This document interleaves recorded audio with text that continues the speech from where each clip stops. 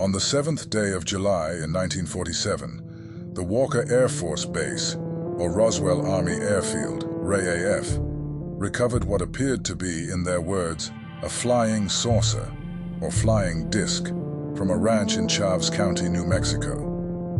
The rancher in question, a William Mack Brazel, found a cluster of, as the report states, rubber strips, tin foil, a rather tough paper, sticks, and tape. The materials were confiscated and brought to the military base. The following day, July 8th, a press release was issued, stating the materials were that of a flying disc. However, this report was quickly retracted, exchanged for favorable evidence of a crashed weather balloon. The reasoning for this change is unknown. However, theories attempt to fill in the blanks. One speculation suggests that the report of such a discovery would lead to mass hysteria, akin to the Orson Welles broadcast of the late 30s. Even so, this claim has never been addressed by officials publicly. Despite Mack Brazel's conflicting words, his side of the story was quickly dropped, and the weather balloon explanation was hailed as the case-closed resolution to what occurred on July 7th. Resurfacing in the late 70s, and again in 1994, the story of Roswell was altered with claims of UFOs, unidentified flying objects, and an alternative hypothesis to the weather balloon, that being a nuclear surveillance balloon from Project Mogul, an operation helmed by the U.S. Air Force to detect Soviet atomic blasts. Furthermore, any eyewitness reports of alien bodies being retrieved from the nearby area were chalked up as Air Force test dummies, and the story was dropped again, being left up to the imaginations of conspiracy theorists and ufologists alike. The Roswell incident has become somewhat of a joke over the last 30 or so years, sparking pop culture depictions of aliens and UFOs, often tongue-in-cheek in nature, and treating those who believe the claims to be about as sane as flat earthers. There is, however, another notion that has been floating around for the past 50 or so years. This one is far more complicated, but nevertheless more competent. Known as the Roswell thesis, the premise starts as follows: a common ground between deniers and so-called truthers alike. The object retrieved on July 7, 1947, in Roswell, New Mexico, was a balloon.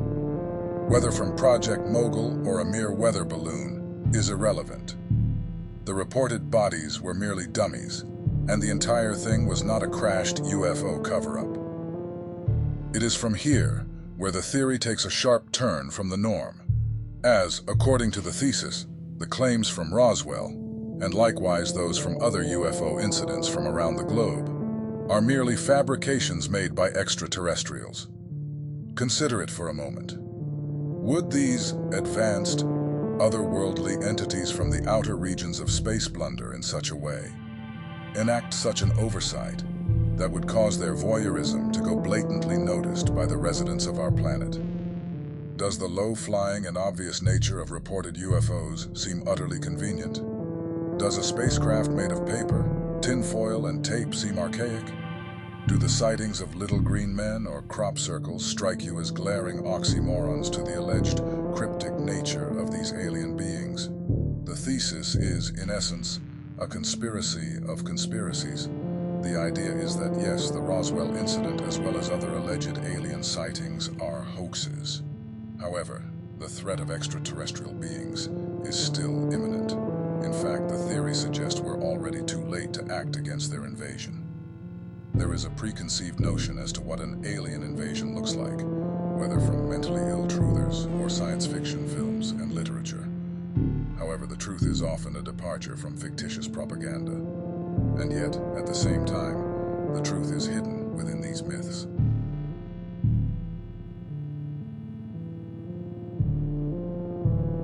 On the night of September 19, 1961, at approximately 10:30 p.m., Barney and Betty Hill, residents of Portsmouth, New Hampshire, claimed to have been abducted by extraterrestrials while driving home from vacation. The couple reported seeing a UFO hovering over their vehicle and immediately began speeding home. where they reported feelings of impulse and odd sensations, including vivid dreams of gray-skinned creatures and metal discs.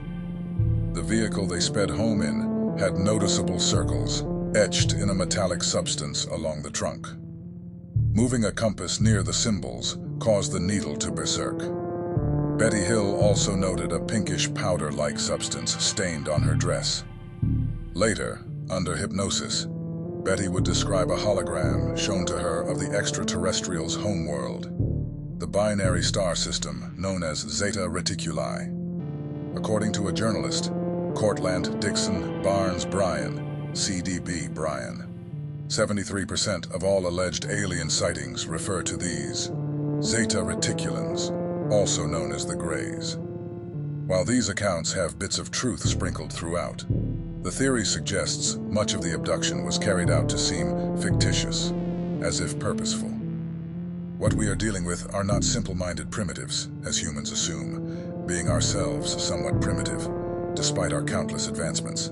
No, these entities are vastly more intelligent than us, realizing that the best way to invade is not by sheer force, ray guns, or War of the Worlds-style walkers, but rather forcing our species into extinction through self-genocide. The first notions of this idea come from a 1966 autopsy of 44-year-old Conrad Dennison, a patient of the then-named New Mexico Hospital for the Insane. Today, this facility is known as the New Mexico Behavioral Health Institution, located in the town of Las Vegas, New Mexico, not to be confused with the city in Nevada of the same name. Dennison has been, rather unfortunately, scrubbed from the records of the institution, as no mention of his name or symptoms is available in any forms or documents. His case, however, remains one of the cornerstones for the thesis. Admitted to the hospital in '65 as a schizophrenic, Dennison claimed to have been abducted by extraterrestrials. Reporting constant migraines and nightmares, Dennison was transferred to psychiatrist Eric Rolston, Ph.D. Rolston, who had a background in lobotomy, claimed that Dennison had a cyst on his frontal lobe, requiring surgery to remove it. After repeated sessions in which Dennison claimed to have seen pale, human-looking beings, he admitted to having killed his 42-year-old wife, Charlene Dennison. When asked where her body was located, Dennison claimed he didn't know because they were controlling me while I was asleep. Despite a confession to murder, the implications of insanity meant a lengthy trial, one that Dennison would never see. As months later, in the November of 1966, Conrad Dennison died due to complications with his lobotomy. During the operation, Rolston made note of a small organic glob attached to the frontal lobe. This glob, while organic, was unlike anything the hospital had seen. Undetected by X-rays, the cyst-like glob had been surgically attached to Dennison's brain. Although the surgery that presumably attached it was theorized to be quite advanced, considering methods used in the 21st century are not capable of replicating the seamless precision of the transplant. Any further information regarding Conrad Dennison is unknown, as the files on his case were mysteriously removed from existence. Even stranger, perhaps, is that Conrad and Charlene's son, Kenny Dennison, conceived 1 year before Charlene's murder, and 1 year after the alleged abduction, was arrested in 1982 for robbing a convenience store. When approached by responding officers, Dennison drew a firearm and was killed on sight. During the autopsy, pathologists noted the same cyst-like glob on Kenny Dennison's frontal lobe, as if, somehow, the implant was genetically passed down from Conrad to his son. Kenny's adoptive parents and name have been obscured for privacy reasons, but rumor has it the family was not violent, and Kenny's behavior was quite unlike him. Violent crime rates have steadily increased over the past 50 years. While not genocide by a long shot, these outbursts are perhaps birthing pains for something to come, not driven by rage, malice, or envy, but mental illness. Illness that, in estimations, has been passed down by generations. Illness that has infected the mind. In a more recent turn of events, following an automobile accident in Springdale, Utah on April 19th of 2013, a 22-year-old college student, Sean Phillips, was arrested for violently stabbing the driver of the other vehicle, 77-year-old Nathan Moffett.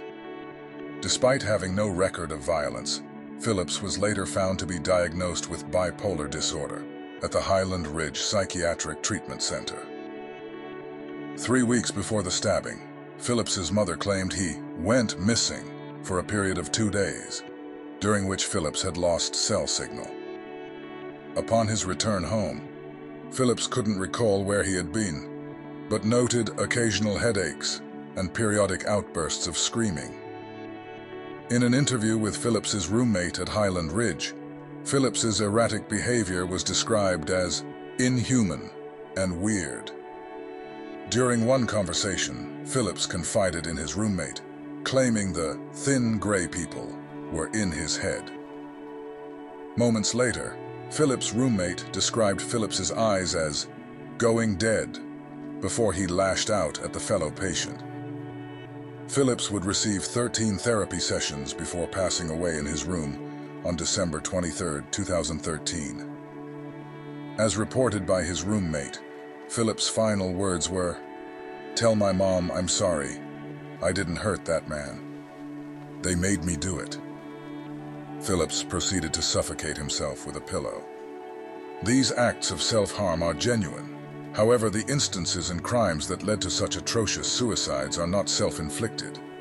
Even more troublesome are the cases in which the offender is subdued and harmed, many times killed by others, as this fearfully was the motive of the beings all along. Over the last decade, UFO sightings have decreased. While public interest in alien life will always remain stimulated, the shift from humanoid greys to bacterial water-based life on Mars has occurred, resulting in the intelligent Roswell-type aliens being largely classified as fiction. Some theorize that the reasoning for this change is a part of a larger plan. As in the minds of some theorists, the extraterrestrials at hand want nothing more than for their existence to be disregarded. Roswell was their idea. The UFOs may be theirs, but only toys, perhaps, so that their true nature might be tucked away. They're watching us all, for some, in our heads, and they want us to buy into the lie that they don't exist. It appears that even we, too, have been infiltrated, as the only way to discredit the theory is to treat it as ludicrous fiction, invalidating the truth and parading it as nonsense. You may be reading this thesis in a fiction-based catalog. Please consider that what you are reading is not fiction.